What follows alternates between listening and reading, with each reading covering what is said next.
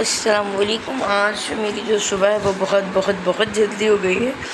यानी मैं 4:45 बजे उठी थी। रोज़ा रखना था क्योंकि 5:15 बजे सहरी का जो टाइम है वो ऑफ हो जाता है। अभी यहाँ टाइम चेंज हो गया। मैंने ईशा में जो है ना 1 मिनट दिखा रहा था। अब ये कन्फ्यूजन थी रोज़ा बंद हुआ या नहीं हुआ, क्योंकि अज़ान जैसी आवाज़ आ रही थी इस्लाम वगैरह की।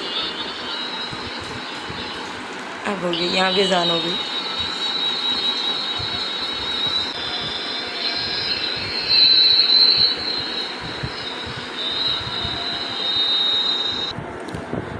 अज़ान हो गई है। अब नमाज़ पढ़कर कपड़े प्रेस करके स्कूल के मेरा इरादा आज मैं सो जाऊँ। आज मैं लंच बॉक्स बनाने में डंडी मारूँ। सही हूँ? ठीक है। कैसी शरीफ है ना। और यही काम हम कोई उल्टा काम ऑफ द कैमरा करें फिर हमको पता चलता है। कभी कभी कभी मौका मिला ना वो भी रिकॉर्ड करेंगे। यहाँ पर हो गया था दोपहर का टाइम। मैं सोकर उठी थी और स्वीपर आया हुआ था बड़ी रात की वजह से, कॉरिडोर वगैरह धो रहा था। मम्मा को कुछ सामान चाहिए था तो मैं और अक्सा जो है वो दोपहर में सामान लेने चल के। ये वाला जो दिन था मेरा बड़ा बिज़ी गुजरा, बड़ा स्केजुअल मेरा टफ़ रहा, क्योंकि सुबह उठी, बच्चों को भेजा, फिर सो गई। दोपहर में उठी, दाऊद गई, दाऊद से आई, लेट हो गया था थोड़ा सा, आके बर्तन धोए और बर्तन धोने के बाद फिर सेंटर था तो बहुत सारा काम हो गया था। ये दिन बहुत बिजी रहा। फिर ये मैंने सामान ले लिया था यहाँ पर दाऊद से और फिर मैं आ गई। यहाँ मैं बैठी हुई थी क्योंकि मुझे यहाँ पे बीच में जूसर लेने भी जाना था, तो मैंने सामान बाबा के पास नीचे रखवाया और थोड़ी सी देर हवा खाई। फिर मैं गई पैदल जूसर के लिए। लेकिन उस आला ज़र्फ़ इंसान ने ना अभी भी हमारा जूसर जो ना वो सेट नहीं किया था। बहरहाल ये जाना आना वेस्ट हुआ। गर्मी में धूप भी बहुत थी उस दिन। फिर क्या, फिर कुछ भी नहीं, घर आ गए वापस। क्या करते भाई, वो बराबर मैं खड़ी भी पूछूं भाई कितनी देर लगी, कह रहा मिल रहा नहीं था, अब मिलेगा फिर बना दूंगा। बराबर वाले से पूछा ये बन जाएगा, उसने कहा हाँ बन जाएगा। मैंने कहा दिल में भाई तो तू 2 दिन पहले ही पूछ लेता। 2 दिन के बाद अब जब मैं खड़ी हुई तेरे सर पर जो फिर तुझे याद आ रहा है पूछना।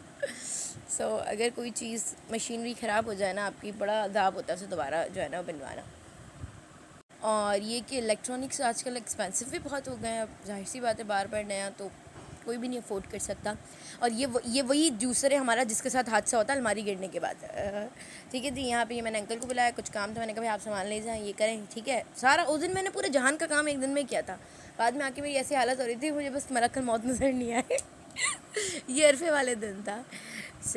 फिर जाहिर सी बात है अरफे वाले दिन ये कहा जाता है कि जो रूहें हैं वो घर पर आती हैं, और अगर आप मतलब जो भी दे सकें, जो आप अफोर्ड कर सकें अल्लाह के नाम पर और अपने मरहूमीन के लिए, और अगर कोई वाइट चीज़ खास कर दें तो उन्हें नया कफन मिलता है। तो बस आप, क्योंकि मेरे चाचू की अभी रिसेंटली ही डेथ हुई, तो अपनी ख़ास दुआओं में उन्हें याद रखिएगा।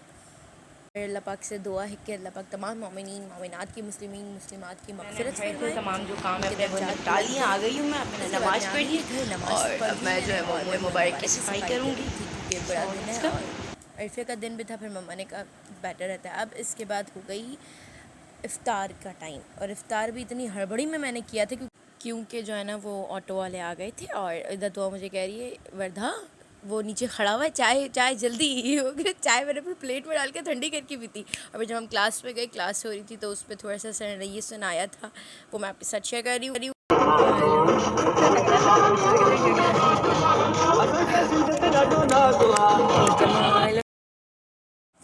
सर यहाँ पर मेहनत के हवाले से और सक्सेस के हवाले से कि अल्लाह पाक कैसे किस्मत बदलता है, मेहनत कैसे रंग लाती है, वो बता रहे थे। और बता रहे थे कि भाई आप लोगों ने लाइफ को एंजॉय करते रहना चाहिए। अगर आप एक ही रूटीन में रहेंगे तो बाउंड हो जाएंगे, बंद हो जाएंगे।